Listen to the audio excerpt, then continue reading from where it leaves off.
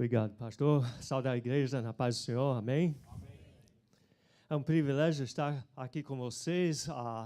Eu tenho falado isso para as igrejas brasileiras aqui, eu sinto mais em casa, nas igrejas brasileiras, né, do que realmente nas igrejas americanas. Eu acho que, por ser o fato que eu e minha esposa, nós fomos criados lá no Brasil, né?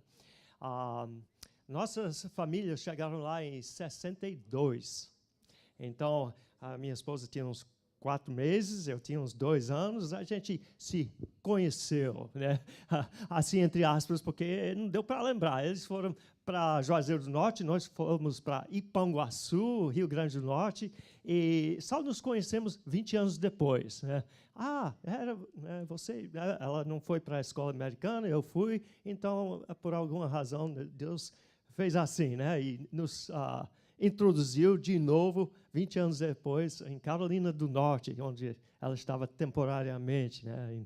E eu fui visitar, talvez ir para a faculdade lá, mas conheci e fizemos planos de logo voltar para o Brasil, né? E nos casamos lá, Juazeiro do Norte, temos 2 filhas que nasceram lá.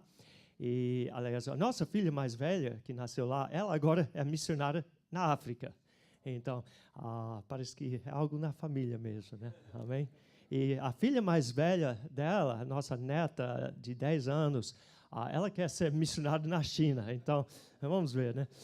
Ore por eles, porque eles tiveram que fazer uma viagem para cá agora. Chegaram essa semana passada em Michigan, porque a filha mais velha, a Arwen, ela tem um tumor no ovário, né, nessa idade. Então, tem que ser operada e não teve como fazer lá, então eles fizeram viagem de volta. Então, estão aqui esperando que não seja maligno e que seja só por um mês e eles vão voltar. Então, ore por eles. O nome da nossa filha é Rebeca e essa é a Arwen. Mas eu não sei se nós temos aquele flash drive aqui, eu queria mostrar algumas das fotos, você pode colocar aí, sobre o nosso ministério passado e futuro aqui, naquele flash drive. Eu acho que nosso total de anos no Brasil é uns 25 anos, né? Então, bastante, entre indo e voltando. Vamos um pouquinho para trás para começar. Aí tá bom. Pois é, cidade de Juazeiro, onde a Elizabeth, minha esposa, foi criada e nós temos trabalhado. Vamos passar para o próximo. Pode passar. Aqui são umas fotos lá da cidade, agora de 300 mil habitantes. Pode passar. Muito do transporte é aquela moto, né? Eu já também andei só de moto lá por muito tempo, aquele 125, né? Você vê as ruas lá, né? As ruas por onde ando. E transporte, né, que nós usamos muito para chegar lá, de Fortaleza, né? Agora, é um lugar de contraste lá já, no Juazeiro, porque você vê, tem um shopping, tem uns prédios já modernos que estão se erguendo lá. Então, realmente, não era como quando né, a gente era menor. Aqui é onde a gente estará morando no início, na casa, aí no quintal, tem uns quartos lá atrás, casa da irmã da minha esposa, que ela é casada com um brasileiro, mora lá. E é conhecido lá pelo Padre Cícero. Infelizmente, o pessoal pensa muitas vezes que ele, de alguma maneira, faz parte da Trindade, parece, né? É muito idólatra o povo lá. Como você vê na próxima foto também, né? É um negócio lá de fazer ídolos. É muito triste. Agora, nós chegamos, como eu disse, nos anos 60, né? Aí uma congregação que o pai da Elizabeth fundou lá, e ela lá em frente, aquela loirinha. E você não sabia, mas eu já fui cangaceiro, né? Aí, Panguaçu, onde meus pais trabalharam. E as nossas filhas, né, passaram vários anos lá em Juazeiro do Norte, então você vê que a cidade era um pouco menor. E nós fizemos um trabalho lá, fundando congregação, Igreja Água Viva, e nós tínhamos uma quadra. Muitas vezes fizemos o culto ar livre lá fora mesmo. E, trabalhando com as crianças, fazendo escola bíblica e tudo. A Rebeca, naquela idade também, quando já moça, ajudando. Reunião de senhoras. Você vê até um símbolo lá atrás, nós tivemos Ministério de Arte Marcial, outra coisa que eu uso para ganhar as almas e evangelizar. O transporte simples, como eu disse, né? Às vezes você vê 5 pessoas em cima de um desse.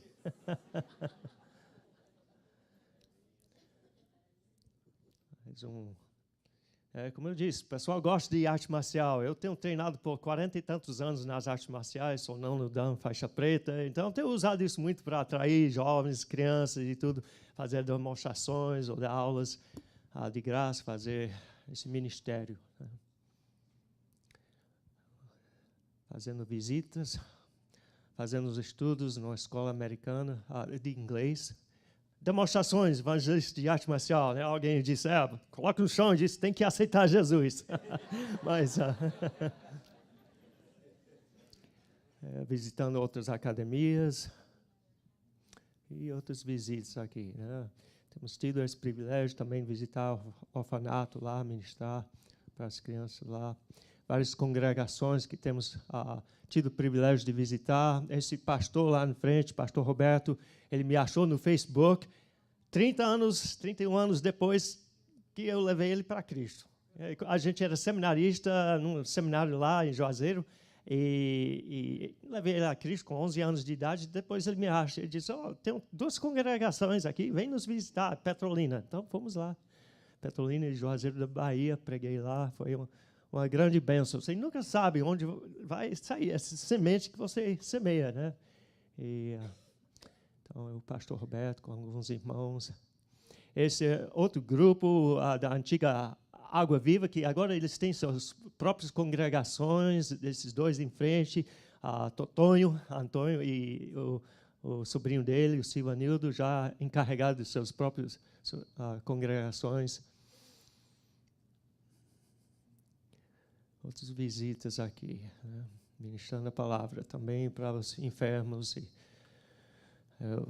Falar talvez depois mais sobre este homem, o Cícero. Esse é o pastor Fernandito, nós estaremos trabalhando junto com ele no Ministério Projeto Reviver do Cariri, que é para dependentes químicos. Então, é um ministério muito bom, muitas vezes mais que 60 homens naquele projeto precisando ser restaurados de drogas, né, das drogas, da bebida. Já tenho pregado lá várias vezes e sempre uma boa resposta. E essas vidas sendo restauradas, realmente, para a glória de Deus. Até usando música, toco um pouquinho. E, às vezes, usando o exercício das artes marciais para esses homens nas minhas visitas. Mas você vê o poder de Deus nas vidas deles, né? Querendo a oração, o toque de Deus, do Espírito Santo nas suas vidas. Amém. Então, você vê um pouquinho, pano de fundo, né? E nós estaremos, então, trabalhando com estes homens e as suas famílias, né? Então, ore por nós. Nós cremos que Deus vai suprir as necessidades financeiras. Estamos alegres com a parceria de vocês e agradecemos a Deus e estaremos orando que Deus abençoe ricamente a vocês. Amém. Então ore por nós. A data de partida vai ser dia 14 de março. Né? Então, estamos por aqui, por enquanto, mas nós temos viajado pelos últimos 2 anos no RV. Né? Então, nós vendemos agora porque não sabíamos se ia demorar a vender, então vendemos para poder ajudar, né? E tudo. E então, estamos orando para não ter que sempre estar alugando um carro para vir para as igrejas, né? Então, estamos orando se alguém tiver assim um carro extra que pode ajudar a gente com isso, que não está sendo usado ou alguma coisa, então fale conosco depois, mas né? Nós estamos aqui ainda para esse tempo. Estamos indo lá para visitar a nossa neta nesse tempo, nossa família lá em Michigan, por causa da operação, e nós estamos indo lá por uma semana no final desse mês. Então, ore por esta viagem também. Amém. Então, se vocês querem ver mais coisas e querem seguir o nosso ministério, nós temos bastante presença aí no Facebook. Eu uso para isso e outras coisas mais para ministrar para as pessoas, mas temos uma página chamada Shepherd Warrior Ministries, né? Porque é a ideia de enfatizar que o homem, né, deve ser um pastor, homens e mulheres, mas pastor guerreiros, né? Shepherd Warrior Ministries, Ministério Pastor Guerreiro, né? E queremos ver isso. Muitos desses homens que saem daquele projeto, eles se tornam pastores e tudo, né? E obreiros. Eu queria que vocês abrissem as suas Bíblias hoje de manhã para o livro de Ezequiel, capítulo 37.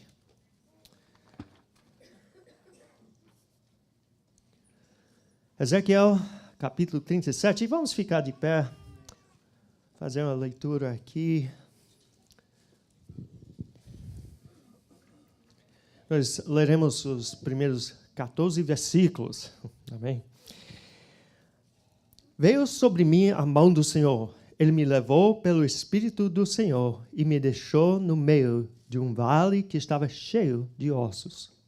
E me fez andar ao redor deles. Eram muito numerosos na superfície do vale e estavam sequíssimos. Então me perguntou: filho do homem, acaso poderão reviver esses ossos? Respondi: Senhor Deus, tu o sabes. Disse-me ele: profetiza a estes ossos e dize-lhes: ossos secos, ouvi a palavra do Senhor. Assim diz o Senhor Deus a estes ossos: eis que farei entrar o Espírito em vós e vivereis.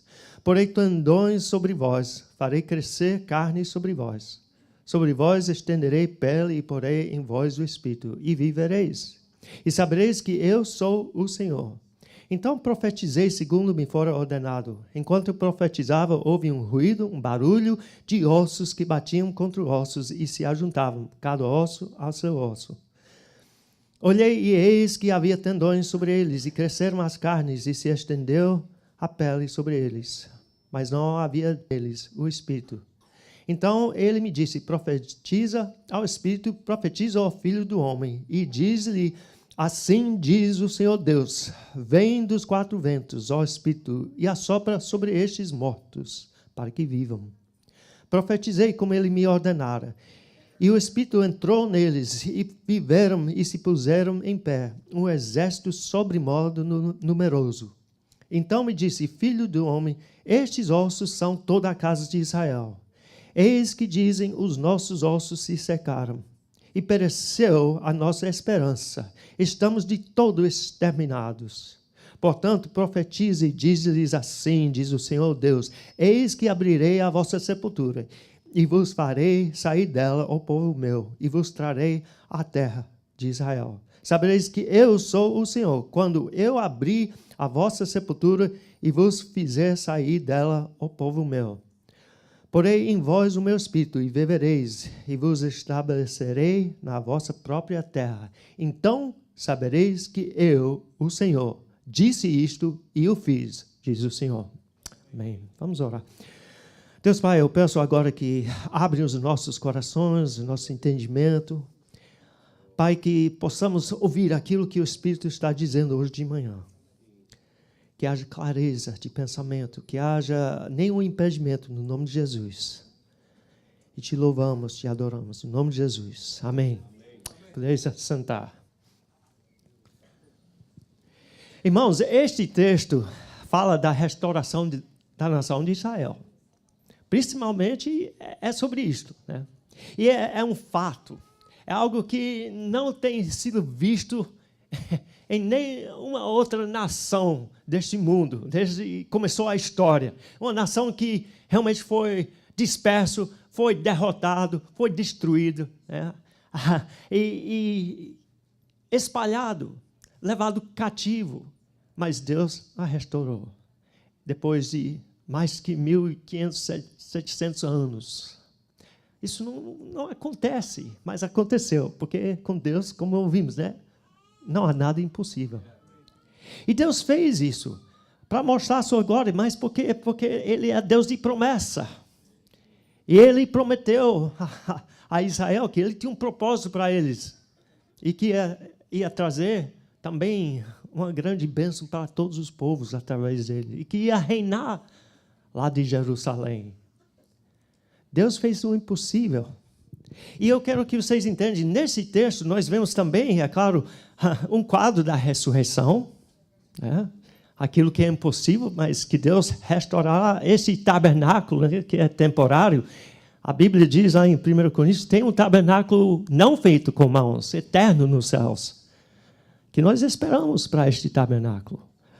Então, é um quadro disso, é um quadro da salvação, pelo qual que vós que eram mortos nos vossos delitos e pecados, Ele vos deu vida, é o que a Bíblia diz. É um quadro que apresenta, assim, a redenção, a salvação. Mas também nós vemos, neste texto, Deus me mostrou muito sobre restauração. Porque, é claro, quando muitas vezes nós vemos para Cristo, nós vimos assim, com bagagem, né? Com problemas.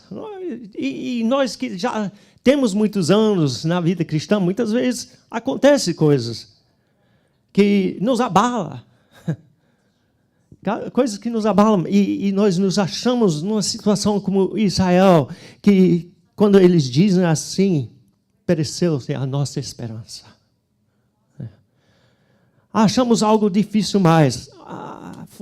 Está quebrado, foi-se embora, não tem como trazer de volta. Foi um relacionamento, foi um casamento, foi a alegria, foi a saúde, foi a vida financeira. E a gente se acha nessa situação como Israel, pensando, bem, já se foi a esperança. Os ossos, é só ossos nesse vale. E existe até esse tipo de atitude que, às vezes, a gente aceita essa derrota, aceita como é o que é, como eu já tenho ouvido muito em inglês, it is what it is. É o que é assim mesmo. Não precisa ser.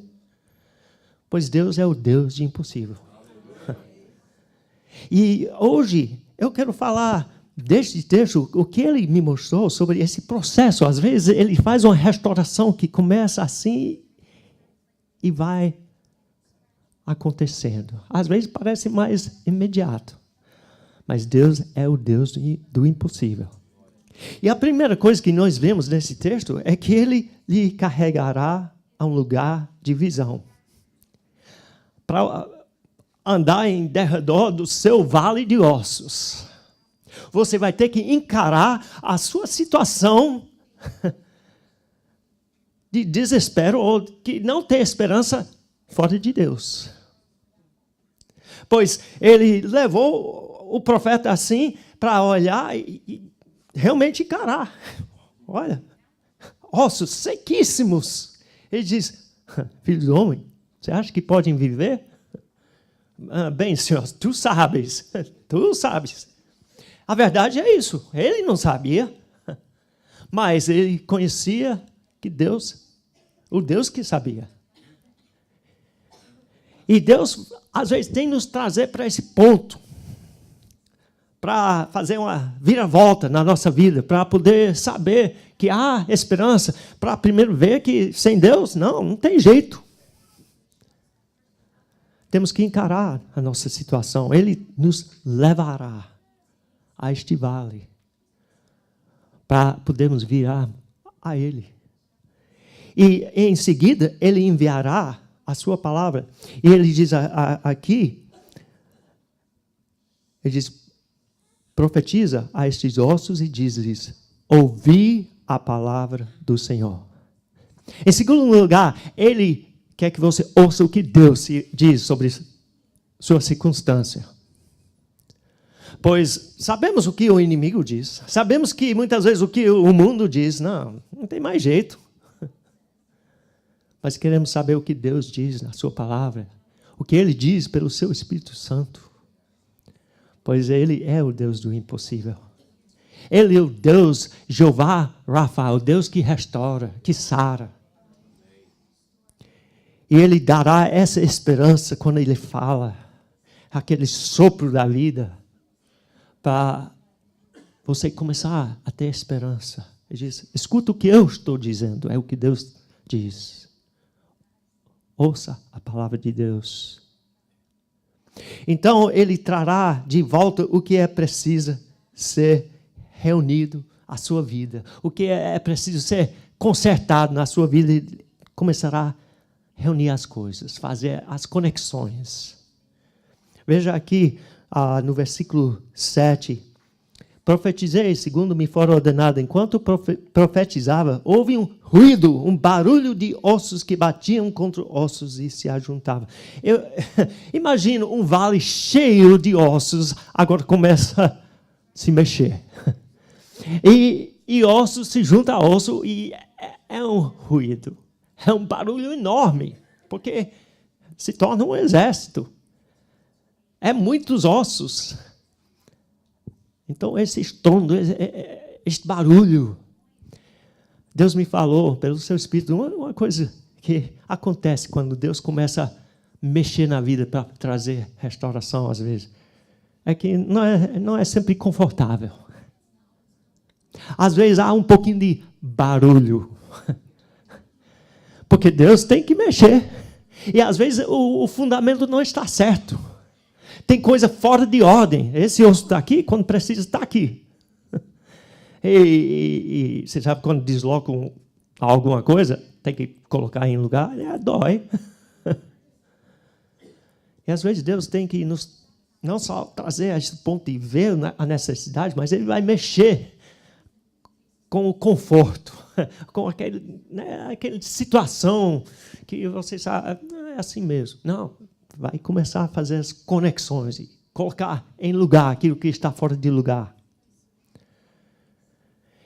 E então, pode se tornar a coisa um pouquinho desconfortável antes de ser colocada em ordem.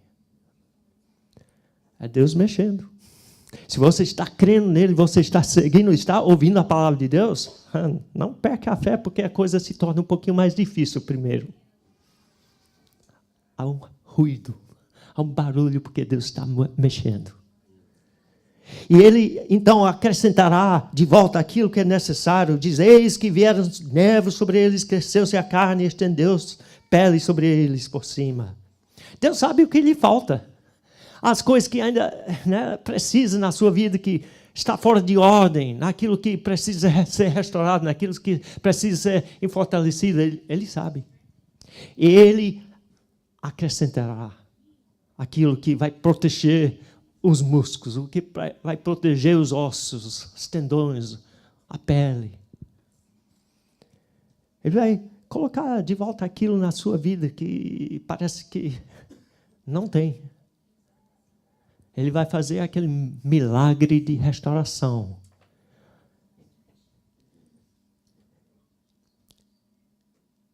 Ele sabe o que lhe falta. E Ele fortalecerá, então, o que precisa ser fortalecido. Versículo 10, ele diz, profetizei como Ele me ordenara, e o Espírito entrou neles, e viveram e se puseram em pé. Um exército sobremodo numeroso. Não só um esqueleto, não só uma pessoa, a nação toda. Um exército. E o que nós podemos entender disso? Fortaleceu mesmo. Deus não quer que você seja um soldado solitário. Ele te pôs no exército. Ele te colocou na família de Deus. Se você aceitou Jesus Cristo como seu Senhor, você, então, faz parte da família de Deus.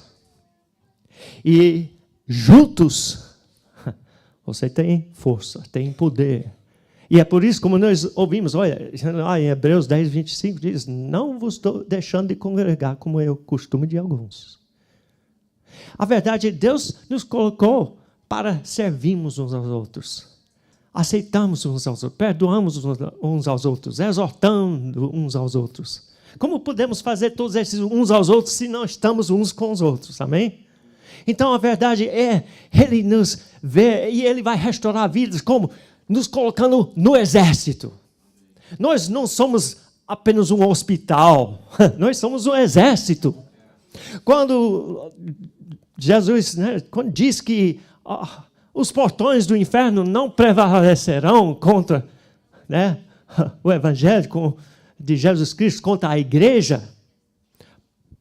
Quem já viu alguém pegar um portão como uma arma? Não, portão é para se defender. Então, nós somos um exército para arrombar esses portões, para resgatar as almas, para ver os presos libertos.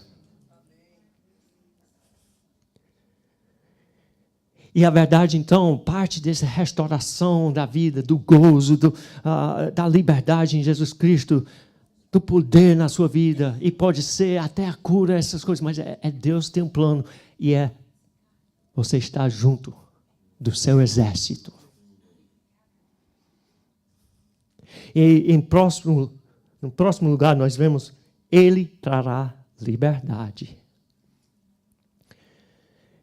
Ele diz em versículos 12 a 14, vou ler esses mais uma vez, diz, portanto, profetiza e diz-lhes, assim diz o Senhor, Deus, eis que abrirei a vossa sepultura e vos farei sair dela, ó povo meu, e vos trarei à terra de Israel.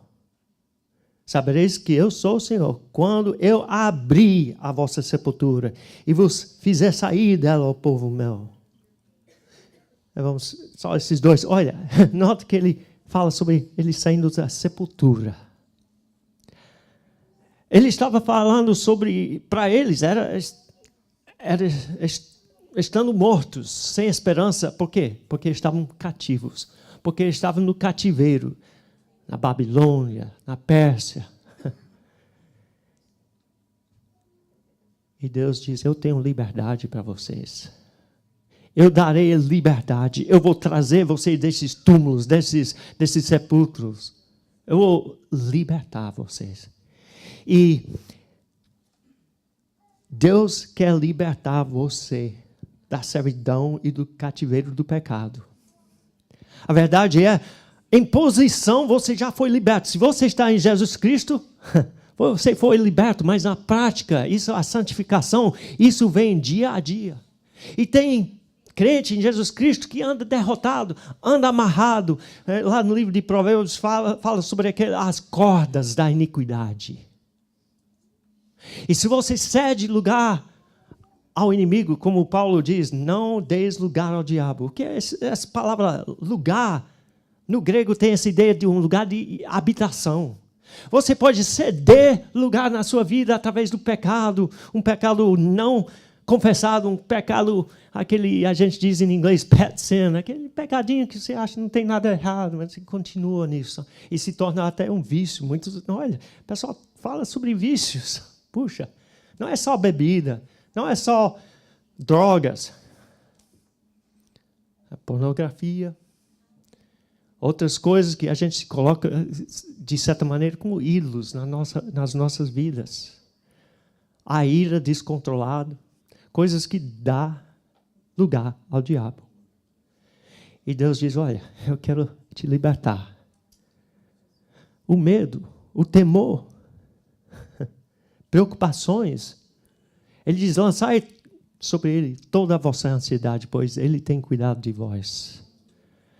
O oposto disso é o pecado.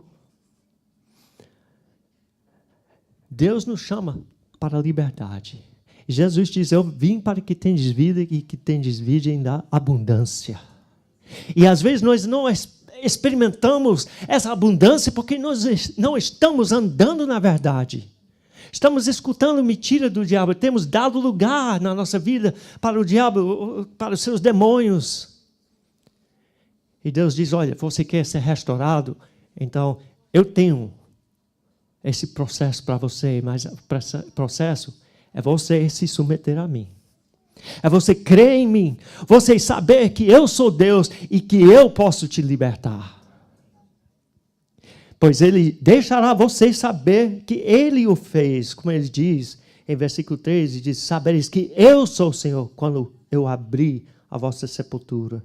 E diz de novo em 14, versículo 14, porém, vós o meu espírito, e vivereis e vos estabelecerei na vossa própria terra, então sabereis que eu, o Senhor, disse isto e o fiz. Foi eu que fiz. E a gente tem que saber que é Deus que faz. E nós não podemos, mas Ele pode. Mas Ele trará a liberdade. Eu quero falar sobre, eu falei que eu ia só contar rapidamente a história daquele homem enfermo lá. O Cícero e a sua esposa, aqueles dois slides, a Dalva, era um caso, a Dalva era ela se converteu primeiro, nosso ministério lá. E o marido dela, o Cícero, não queria nada a ver com os crentes. Naquela região, naquela vizinhança, parece que quando chegamos lá, até o padre disse, não vai para lá não, os crentes, os bodes, tal, né? Mas ele não queria crente lá por perto da casa dele, mas ele era um bêbado. Ele só vivia bebendo, só tinha uns 34 anos, e tinha 4 filhinhos, casinha do tamanho nem desse palco aqui, caído. E eles arrastavam ele lá da rua, caído no beco, coisa assim. E o pessoal dizendo para Dalva, olha, prepare-se, você já vai ser viúva. Porque ele estava mal mesmo. Era muita opressão na vida dele. E na família dele, que nós ficamos sabendo ainda mais depois, ministrando para outros parentes. Mas ela se converteu. Fizemos um culto quando ele não estava em casa, na casinha deles, lá de fora e tudo. Ela nos convidou, ela se converteu. E a gente falou para ela, olha, Deus é o Deus do impossível. Não se desespere. Ore pelo seu marido. Quando ele está deitado na sua rede, lá, coloque suas mãos sobre ele. Ore por ele. Quando ele está desmaiado lá, com a cachaça, a pinga, ore por ele. E foi o que ela fez. E eu não falei que, às vezes, começa a sacudir as coisas, fica um pouquinho pior. Desconfortável. 3 dias e noites, só bebendo, lá, deitado na rede, desmaiando. A gente diz assim, continua orando. Terceira noite, meio da noite, ele acordou, olhou, ela estava ao lado dele. Ele disse, Dalva, eu vou parar de beber, Deus vai me ajudar, você fica comigo? Ela disse, eu fico. Dia seguinte, ele chamou pela gente, que antes não queria saber. Chamou pela gente. Fomos lá, chegamos naquela salinha, pequena assim, um colchonete pequeno.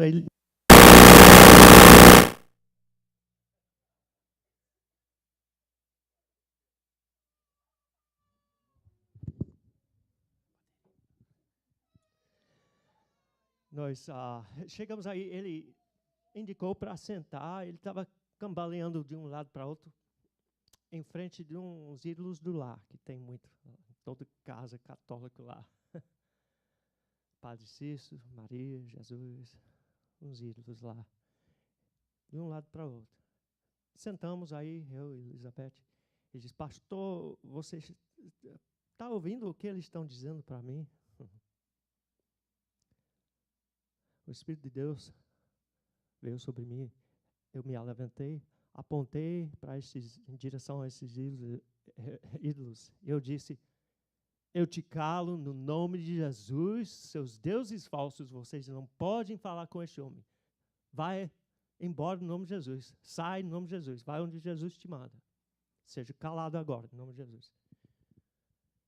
Ele ficou assim, meio assustado, foi e sentou. Soube depois que, na hora que eu disse isso, porque ele tinha sido muito atormentado, porque tinha muito espiritismo na família dele, essas coisas e tudo. Ele viu, naquele estado, que ele viu um rosto sair por detrás do ídolo em minha direção e fazer aquele... aí sumir. Aí Deus mostrou isso para ele, ele soube que eu estava dizendo a verdade. Ministrei a palavra para ele, orei, ele renunciou tudo que ele tinha dado para o inimigo, se arrependeu, orou, confessou Jesus como Senhor, Salvador. Falei para ele, agora você é o pastor desse lar, você é a proteção, você tem que orar pela sua família. Você tem que ser aquele... E ele mudou por completo. Eu não sabia se estava entendendo tudo, porque ele estava meio fraco, né? E tudo, tantos anos de bebê, 12 anos. Deus restaurou a saúde dele. Logo começou a trabalhar de novo, criou os filhos dele, já bem casado, os dois deles, um fez faculdade e tudo, carro e tudo. Deus restaurou a vida dele. E logo no início ele mandou esses ídolos, vai, queima. Aí o pessoal dizendo, vai cair sua casa.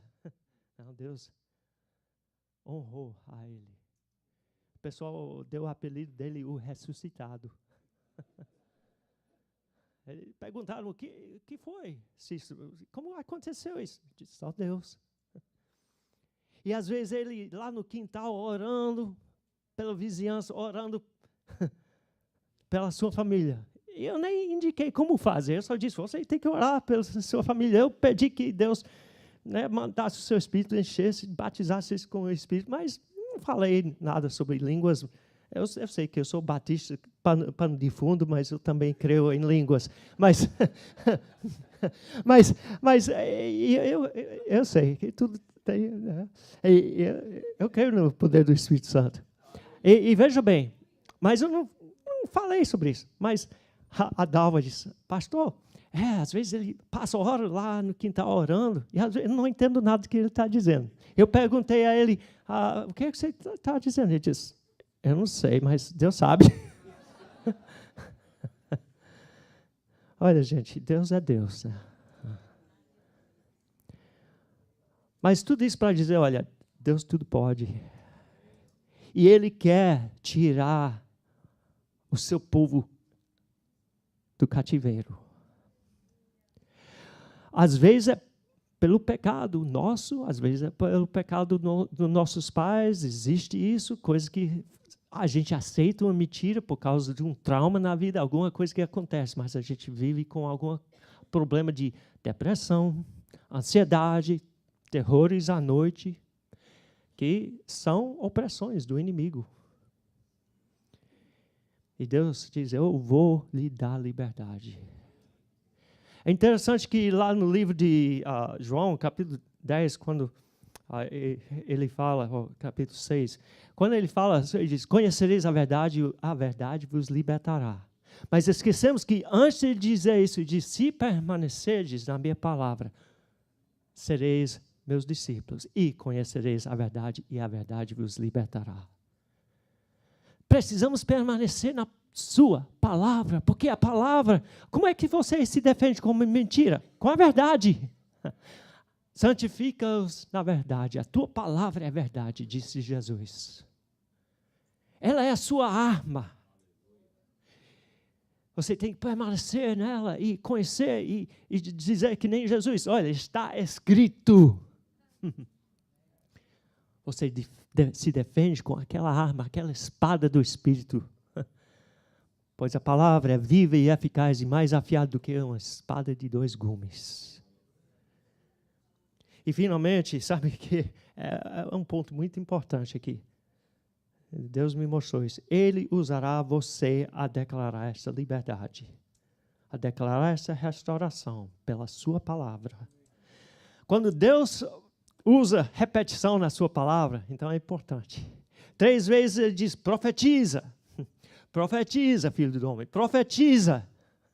Declare a palavra de Deus, porque profetizar é isso. É declarar a palavra de Deus, aquilo que Deus tem mostrado, que mostra. E cada vez diz, profetizei como Deus me ordenara. Ele obedeceu. Você quer ter restauração e ver a presença de Deus na sua vida e ver o milagre de Deus na sua vida, ver aquele gozo voltar, aquela paz. Ande e fale a palavra de Deus. profetiza sobre estes ossos, ele diz, profetiza ao fôlego da vida, ó Espírito. Nota duas coisas aí que Deus me mostrou. Aos ossos. Profetiza, declare sobre a situação física, a coisa material, sobre essa situação, circunstância. E declare ao mundo espiritual, ao Espírito, ao fôlego da vida. Quando ele profetizou sobre os ossos, aquilo que era visível e aquilo que era invisível. O fôlego da vida, o Espírito, para trazer vida para Israel, é a mesma coisa. Nós, quando profetizamos, estamos falando sobre oração de intercessão. Aquilo que você fica de pé diante de Deus e diante do mundo espiritual, diz assim, diz o Senhor Deus. Deus ama quando você usa a palavra dEle. Pois a palavra dEle não pode mentir. E estamos falando a verdade, então você fala a verdade sobre a circunstância. O inimigo diz, não há esperança, e você diz, meu Deus é todo-poderoso, El Shaddai. Nada é impossível para Deus. E você cita aqueles fatos dos versículos da Bíblia, você cita o versículo, você declare sobre a sua situação. Deus, olha, tenho tido este problema na minha vida, mas o Senhor é maior. Eu tenho tido, vamos dizer que eu tinha os terrores da noite, mas Deus está comigo e eu posso repreender no nome de Jesus. Eu tenho contado essa história antes, olha, porque aquela mesma família, outros parentes tendo terrores à noite, eu disse, olha, eles se converteram, eu disse, olha, você repreende no nome de Jesus, pois maior é aquele que está em vós do que aquele que está no mundo. E repreenderam e foi-se embora. E eu quero dizer a verdade, você não precisa ser pregador, não precisa ser missionário, um evangelista formado, seminarista, nem nada para usar o poder do nome de Jesus. Você apenas tem que conhecer este Jesus. Você nem precisa ser adulto. Nossa filha de 6 anos, a do meio, a Cíntia, ela tinha 6 anos na época que a gente estava ministrando lá, e ela começou a ter uns pesadelos, uns terrores à noite, e corria para a cama com a gente. A gente, tá bom, vamos orar. Aí falamos para ela, porque ela já tinha feito profissão de fé. As nossas filhas todas fizeram profissão bastante cedo, entendendo e tudo, e ela já tinha até se batizado com a gente. Então, a gente falou sobre a autoridade e identidade dela em Jesus Cristo. Falamos um pouquinho, pensando, 6 anos, mas vamos falar sempre. Aí passou outra noite, de manhã você teve pesadelo ontem à noite? Sim, mas não veio para a cama, não chamou a mamãe e papai? Eu repreendi no nome de Jesus, ele se foi. Glória a Deus. Da boca dos nenéns, né? Outra vez, filha de 10, ela tinha na época 10 anos, eu acho, uns 9, 10 anos. E a amiguinha dela de 12 anos foi endemoniada. No meio, depois de um culto, mexendo, rangendo os dentes, querendo morder as pessoas, e a gente segurando ela, nós com outro, porque eram 2 pessoas. E outro segurando, e ela, assim, na direção da nossa filha, ela disse, sai da minha amiga em nome de Jesus. Pá! Caiu. Saiu.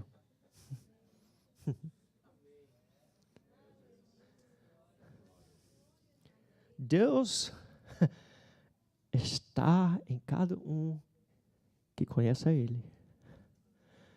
Seu Espírito Santo... não tem maior. O inimigo não pode contra o nome de Jesus. E ele quer usar você a declarar esta liberdade, esta restauração.